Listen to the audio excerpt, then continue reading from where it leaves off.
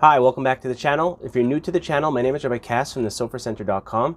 If you're not yet subscribed to the channel, be sure to subscribe to the channel and hit the bell so when I make future videos with tips about tefillin, you'll get notified. So today's tip is going to be about tefillin, especially in the summertime.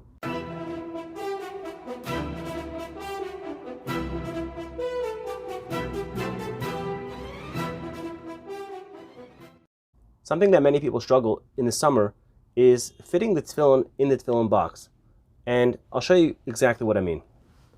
Here we have a tefillin in a tefillin box, and when you try to pull the tefillin out of the tefillin box, it's very, very tight, and it doesn't come out easy, nor does it go back into the tefillin plastic easy.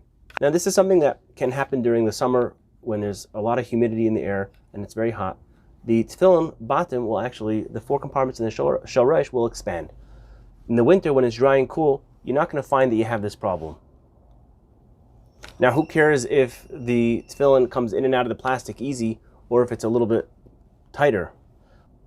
Well, the problem is that you may not realize while the tefillin is tight inside the plastic, what is happening when you're taking the tefillin in and out of the plastic every day is you're actually rubbing the paint off of the shin. Okay, the shin sticks out further than the box, and as you can see in this shin over here, I think you can see there. Can you see how the shin is missing portions of the paint? And that's because it's getting rubbed on the inside of the plastic box. So what's the solution? Get a larger box.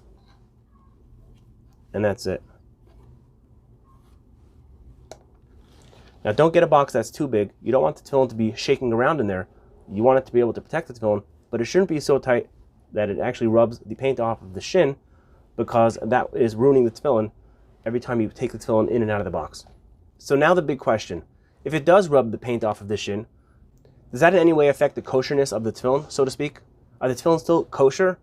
So the answer is that so long as the tefillin, the shin would still be black, which in most cases it is, then it would be considered totally fine and 100% kosher.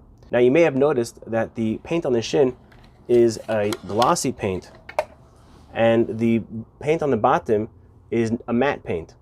Now the reason why we do that is just for the beauty of the tefillin, that the shin should stand out more and it should be more recognizable that the shin is there. But technically, from a halachic perspective, it just has to be black. And in fact, tefillin from back in the day, and I have one over here just to give you an example, they were all painted the same color. You see the shin on this tefillin, it's all painted the same color that the paint of the bottom is. These bottom are all glossy paint. The whole tefillin is painted in glossy. And sometimes you'll find a pair of tefillin in which the whole tefillin is matte.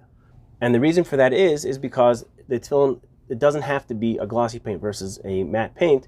But in today's tefillin, that's what we do, and it makes the tefillin look that much nicer. So in order to protect your tefillin and to keep them looking beautiful, make sure that your tefillin are not rubbing the plastic case as it goes in and out. So I hope that you liked this video. If you did, give the video a thumbs up. And if you're not yet subscribed to the channel, subscribe to the channel. And I should tell you that I do have another video which is called Tefillin Boxes 101, where I talk a lot more about the tefillin boxes.